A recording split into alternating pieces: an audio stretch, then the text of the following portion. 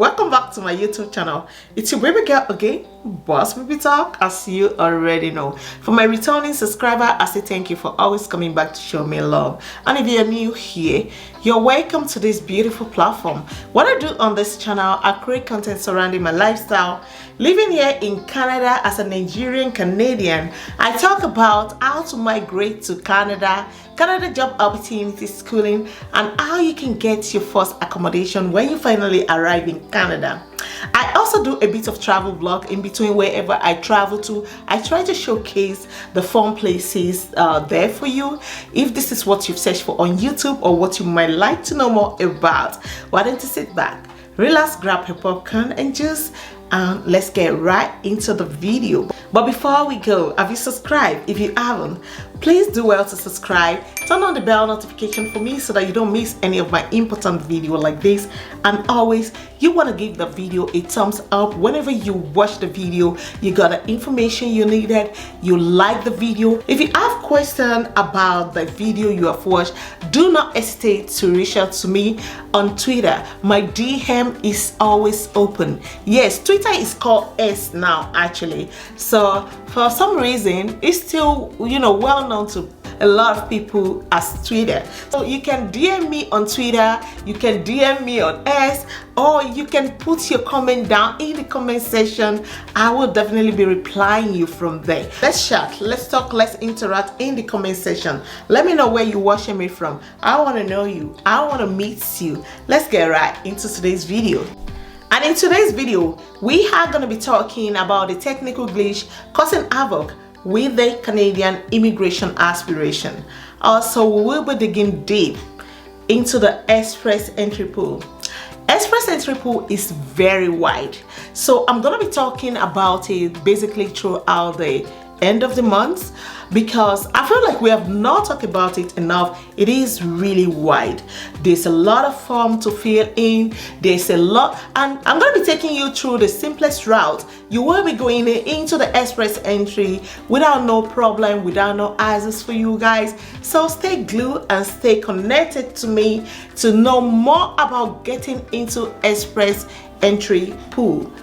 It is very important for you to take note of this if you have plan of migrating to Canada in future. Let's get into it.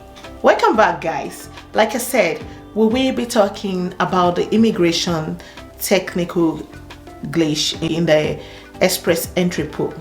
There were no draw being taken due to the technical issue in the past few days. They have basically put a pause on it since November 7, and this doesn't affect people, filing or getting in from outside of the country. This only affects the people in the country filing in from Canada. If you have created an express entry pool, basically in Canada, this definitely affect the people that are expecting to be picked already. If you have completed all the documents that they require and you have answered, you're filling your form correctly. I know some people are already expecting that already. I understand the frustration you might be going through. I know the government, the IRCC, do not normally talk about this. Yeah, they don't really normally talk about it, but in some news channel they have talked about it. Some other people as well, they have talked about it, which I'm going to be putting the video up here for you. And also, I know some people are going through a lot of frustration about that, because your document might be expiring as well, and maybe you've been in the pool. Normally you have to just be in the pool for like a year, and again your IELTS is only valid as well for at least 2 years, which I always tell people, make sure your IELTS is like at least just basically less than 6 months old before you get into the pool. It is very important, because you are only allowed to stay in the pool for like a year, and let's say they pick you within that year or they pick you in 1 year. That means if you have 6 months already of IELTS, that means it will be 1.5 years, and you only have 2 months to fill in your permanent residency. That means that will be like about 18 months right? Basically it will be 18 months, so which is still good. So you want to make sure at least your IELTS is less than 6 months when you are getting into the pool. Just gonna be showing you the video up here so that you don't get panic. This only basically, like I said, you know, applies to people that are in here, that are filling their application to get into the express entry pool in Canada already. You know, maybe you've come into Canada as a visitor, or by chance anyway you are already in Canada but you haven't got your papers, you haven't got your permanent residence and all.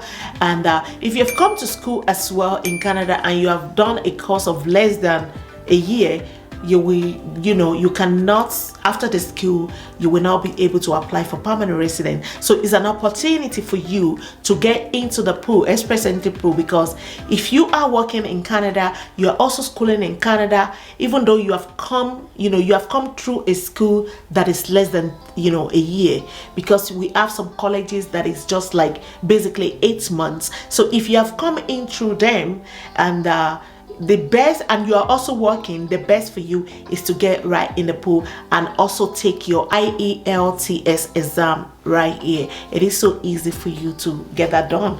I'll be playing the video right here for you. There was a decline in express entry admissions from the previous minister, so the average was about 10 to 11,000 per quarter, and now it's gone down to about 8,000 so far. So can you maybe explain, and do you think there's any reason for this 3,000 drop?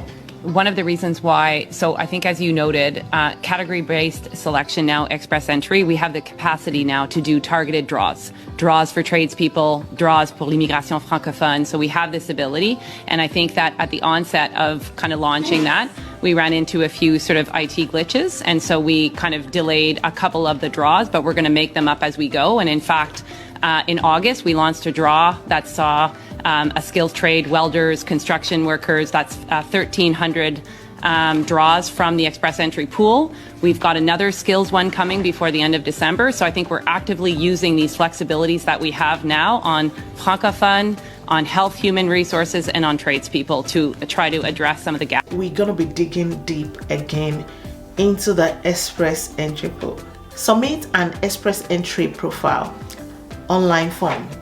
So it is so easy for you to do so. And I'm just going to be going through all of this with you. We're introducing round of invitation for specific categories of express entry candidates. To find out more about that, you just click on here. If you want to know more about it, just click on here to get more information, details about that. And this is how fill out your online form. It is so easy, and you can basically even print it out to fill. It's more like difficult that way.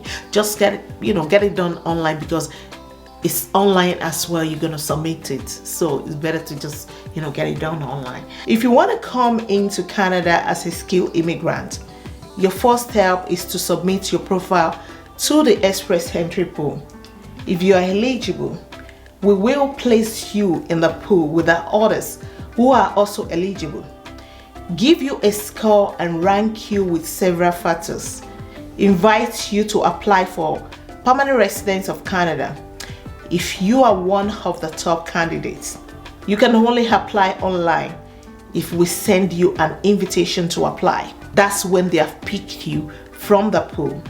So glance through all of this, read it through. It is very, very important for you to be reading it through. Like I said, getting into an express entry pool, if I were you, I would go through all their website, read it more, digest it, know what I'm going in to do, what I needed to gather together, all the documents I need to put together, and just get in already. It is very simple to do that. If you have go through all of this, it's like you're doing an exam as well. Definitely you will read a book before you go into the exam, right? So make sure you're reading their page through, go through it. It is very, very important. You can go wrong about it because it is well detailed. And the good thing about it, again, you can also rank yourself. Rank yourself to get the comprehensive ranking, system, which is the score that they're going to use for you as well. You can rank yourself. It is very, very important. If you watch any video you still really don't understand, you can ask me more about it, or just binge watch other people's. You can type out comprehensive ranking system Canada. A lot of people have done that video like separately like that, because some people don't want their video to be just more than 4 minutes, 5 minutes, 6 minutes, or 8. So you can binge watch from them as well to get things done. The points you get from the CRS include a core set of the points up to 600, a set of additional points up to 600. Your total score will be out of 1,200. Core up to the 600 points. And this is basically what they use in ranking and giving you the score, which is number 1, skill and experience factor. Number 2, spouse or common law partner factor, such as their language skill and education. Like basically they are separate, whether you have a spouse, you don't have a spouse. Number 3, skill transferability, including education and work experience. Additional up to 600 points. Number 1, Canadian degrees, diplomas or certificates. Number 2, a valid job offer. So while you're outside of Canada, because this number 1 will not apply to you if you're filling in from outside of Canada, but number 2 can apply to you if you have gotten a job offer letter. From back home in Nigeria, we call it employment letter. So here in Canada, it's called job offer letter. So if you have gotten a valid job offer, you can also submit that later to the pool. So while you're in the pool, this is basically what you do. Be looking for job. That will boost your chances of getting more points as well. Binge watch on those videos. It is very important because you might get nominated from there, and if you have that certificate, you can also submit it. You'll be getting points as well. And if you get that, you have to be going to a specific province. That will enable you to just go to a specific province in Canada, but not necessarily like you have to stay there throughout your lifetime, but at least you will be there till you get all your papers. I was on Twitter space, and somebody asked, if she can relocate, relocate to another province. It is possible for you to relocate to another province, yes, but it will not get you what you want in time, or should I say it might not even get you at all. If you have been selected to the nominee program, you will be asked to stay in a specific province or territory, and probably you were supposed to be there for 2 years or 3 years, and you left the place before the time that you were supposed to be there. Automatically you cannot get that permanent resident through that province. That means whatever you are doing, you have to kind of start it again if you are going to another province in another way, definitely. And number 4, a brother or sister living in Canada who is a citizen or permanent resident. Number 5, strong French language skill. If you francophone or something, you'll be getting points from there as well. Also, core points plus additional points equals to your total score. So basically, some of these apply to the people already in Canada, and some of it apply to the people filling out from Canada as well. This website, I'm going to put it in my description below. And again, what I'm going to be doing now, I will pin it in the comment section so that you can easily get it from there. And just because some people don't know how to get to the description, even though we have done a lot of video showing you how to get to the description below. So I'm going to be pinning it in the comment section. Please do well to check the comment section, the pin information, that the link will be there for you. And again, you can also check yourself if you are eligible to get into the express entry. Answer a few questions to see if you are eligible for the express entry. it will take you about 15 minutes. If you're married or you have a common law partner, one of you must be the main or principal applicant. The person will submit a profile and list the spouse or partner in there as well, and if you have any dependents as well, you can also list them there as well. The principal applicant should be one of the most likely to meet the eligible requirements. So if you want to get into, if you're already married or you have a partner, like a common partner, I would say go with the person that have more experience, more degree. You know, it doesn't matter even if it's your wife that have the masters, you don't have it, let her be the principal applicant.